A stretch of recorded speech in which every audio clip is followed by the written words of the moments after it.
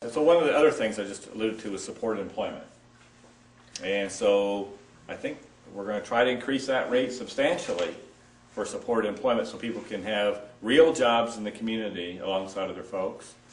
What other things we work on? Well, something I was going to say about that, we, last year, a bunch of us up here in the central office and some of the field staff in SCL went out and traveled across the state. We had 8 different locations, I think, or 8 or 14, I don't know, it was a lot.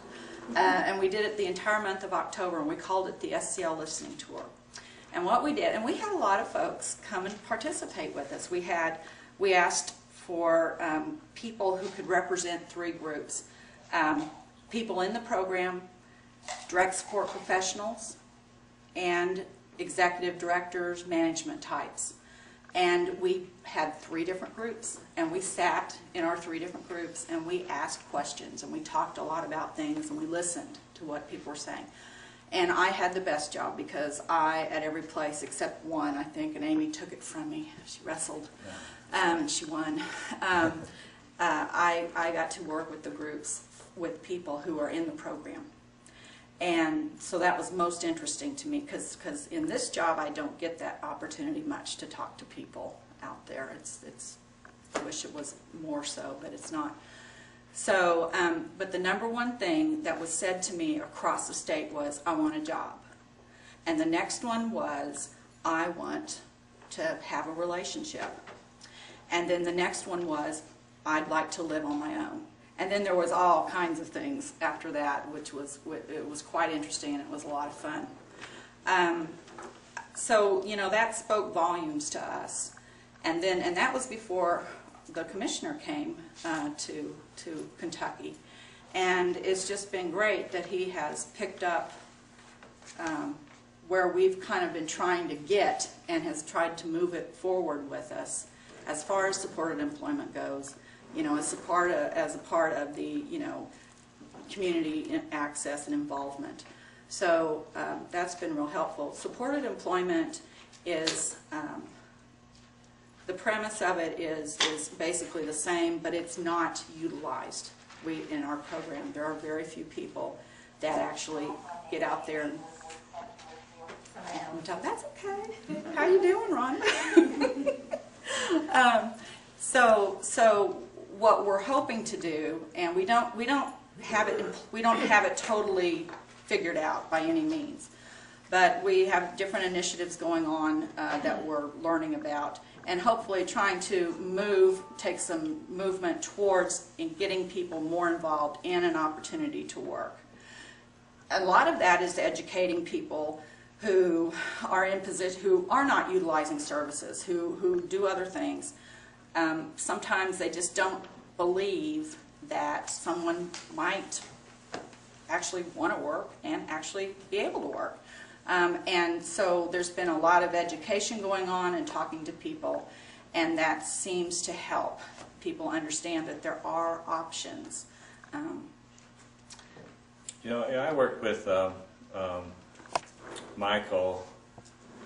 Yeah, I guess the real difference in me is that I actually have worked with people with disabilities. You know, I was a special education teacher, and then, you know, work with,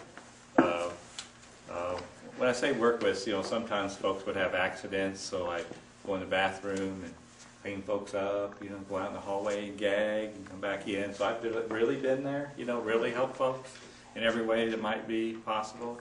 And so I worked with Michael, who had 19 IQ, was autistic and rocked back and forth all the time.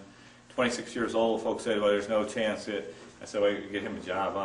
They were laughing, there's no chance you get him a job. But I have a real high skill level. I train people who are getting master's degrees in supported employment at the National Rehabilitation Research and Training Center. So my skill level in actually working directly with people with disabilities is really high. And so Michael, I worked with him 67 hours, and then he was permanently employed then for at least the next 8 years. And it's not about bragging about me, what I've done. Here's what the point is we used to always blame the person with disabilities the reason why they weren't able to do something.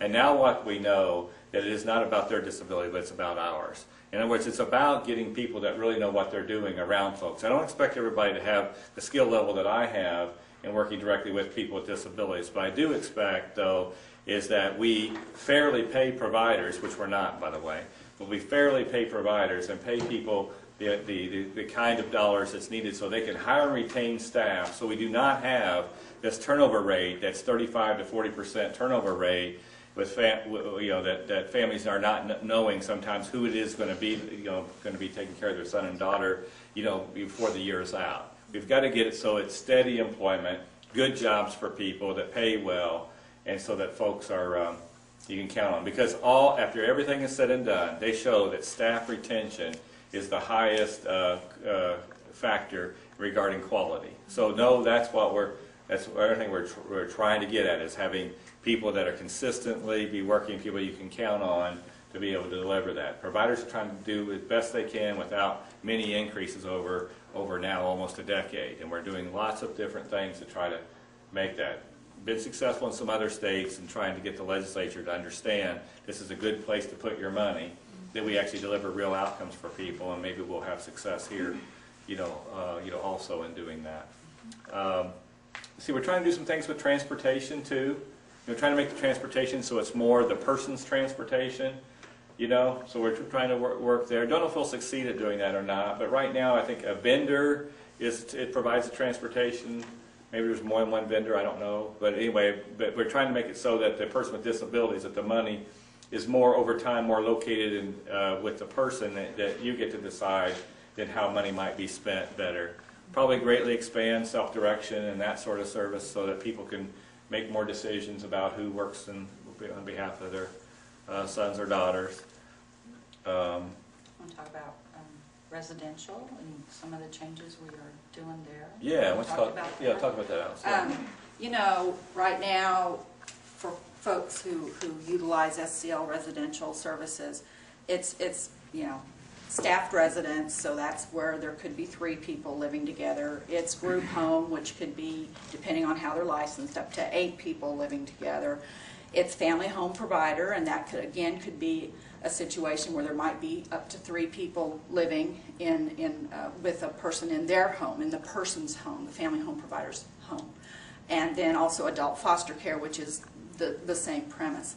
Well, Medicaid, CMS, Centers for Medicare and Medicaid and Medicare Services, the federal folks, don't like it. They didn't want us to identify residential services by the kind of roof, I guess, that's over your head. So what we're looking at is different levels of support, a little bit more individualized towards that person, and supporting that person based on what they need, not just a category like a staffed residence.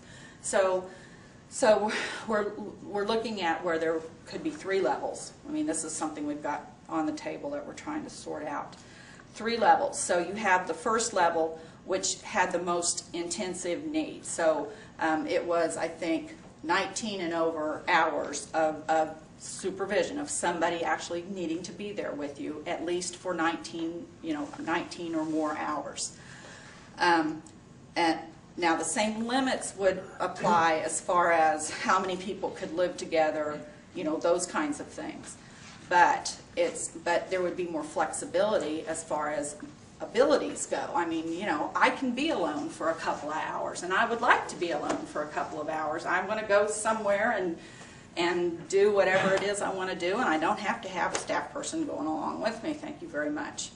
The second level would be up to 18 hours. So I may only need supports for short periods of time. Maybe in the morning, maybe at night, maybe throughout the day, something like that. Again, it just needs to be what the person needs. And then the third one is a situation where a person would be living in their own apartment, what are the other, their own home, their family home, something like that. And I'm not sure if we've gotten too far on the details on that. Linda, I'm looking at you, but I may not. Where it just the support again would be based on your needs. Yeah, and it would allow you to have Right. a home place, but still Right. need a higher level of support Yes. to You get can't to just, where you need can't to go. totally live on your own, but you know. Then there was another option that we've discovered is, I think we're calling it shared living. And it's where you have a roommate. And the roommate, and I don't know, sometimes I think about this and I think about college students.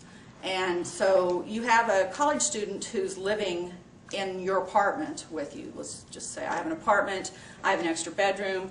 You know, I don't need anything, but I sure could use some help